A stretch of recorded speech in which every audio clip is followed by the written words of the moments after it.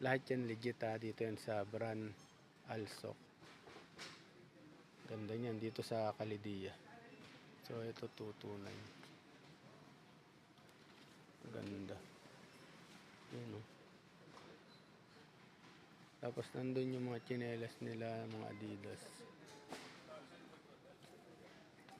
Ito natin.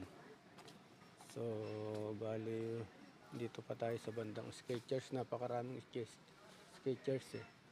Pero ito ayan ang mga Adidas nila. Yan. Dami niyan. So pipili lang kayo. Ayan.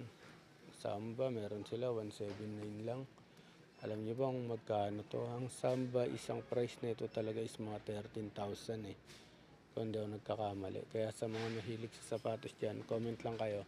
179, so mga 2.5 lang yan sa Pinas. Napakamura oh.